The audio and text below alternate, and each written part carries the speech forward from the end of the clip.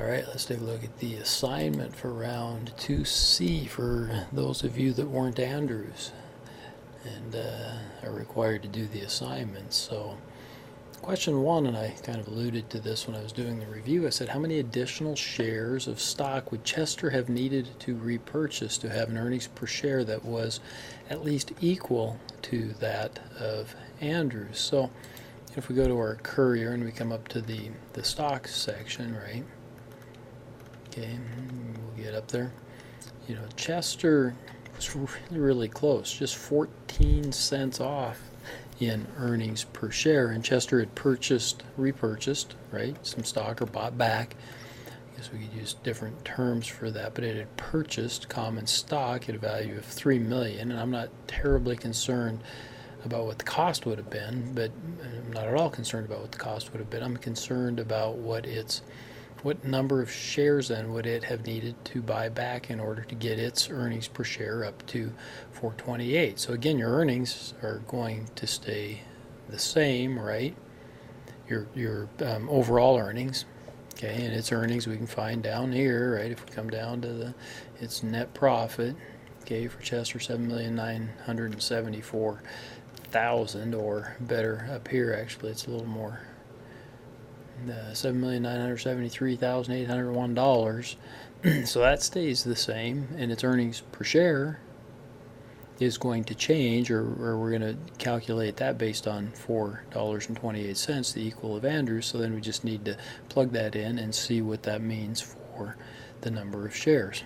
God, one of them stupid algebra questions. Again, you guys are going to get tired of those. It's just evidence. I'm trying to prove that your high school teacher was right. You will use algebra in your life. It's very basic algebra, but algebra nonetheless. What is the total production needed, all teams, next round to fill the projected demand in the traditional segment, taking into consideration inventory on hand and the production adjustments? So in the traditional segment, right, we're going to have to calculate what the demand is for next round, okay, and then figure out, I mean, that's how many we need, right, other than the production adjustment.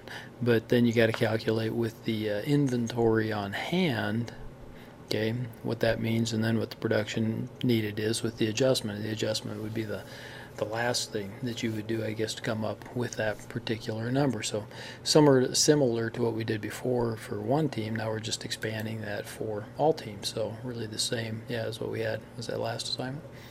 3, why didn't Ebb sell very well in the low end? Poor Ebb. Ebb's feeling left out, and rightfully so. Ebb, let's come down here to Ebb, and there's Ebb there.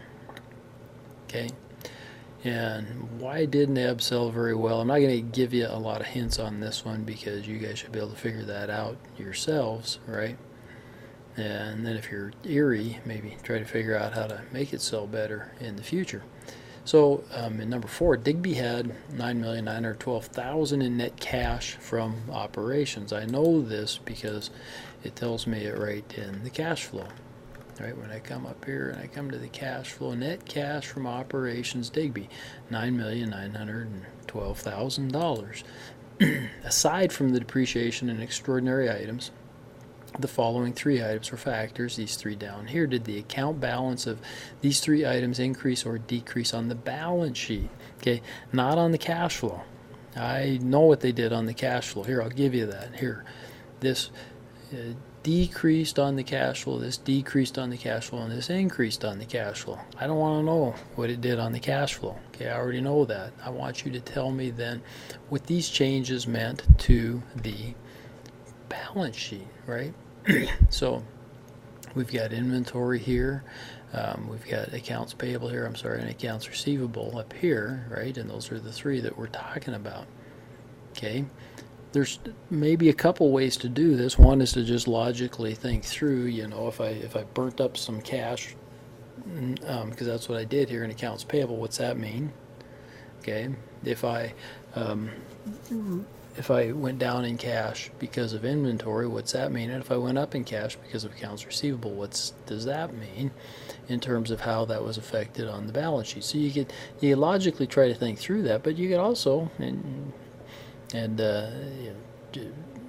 I would suggest that you try to do it that way, but then go and check your answer maybe by going back and seeing what happened, right? If you go back to the last round and come up to this round in terms of that account, it should tell you then what ended up happening, right, to the balance sheet if you're looking at the balance sheet as a result of these changes in cash flow.